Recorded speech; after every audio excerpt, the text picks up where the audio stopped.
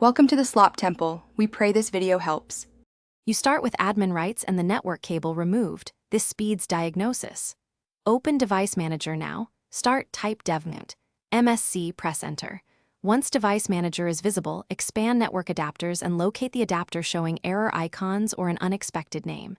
Take note of its exact name and vendor. You'll need it for drivers. Make sure to pause and write down any error codes shown. With that information ready, you're positioned to uninstall, update, or roll back drivers in the next steps. You now remove the bad driver to force a clean reinstall. Right-click the adapter, choose Uninstall, and tick Delete Driver Software if shown.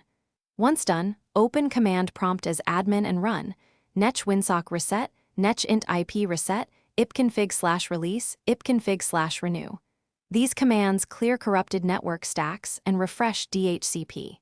After executing them, reboot the PC so Windows can detect hardware afresh. If Windows fails to install a correct driver, you finish by confirming the adapter shows enabled and a valid IP in Network and Sharing Center.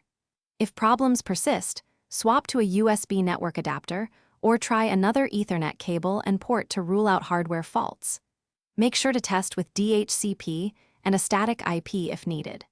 If drivers and hardware checks don't fix it, use System Restore to revert to a restore point created when networking worked. This often recovers lost registry or driver states.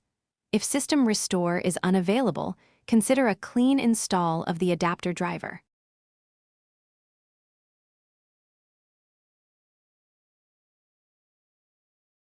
Thanks for watching. Consider subscribing if we helped you.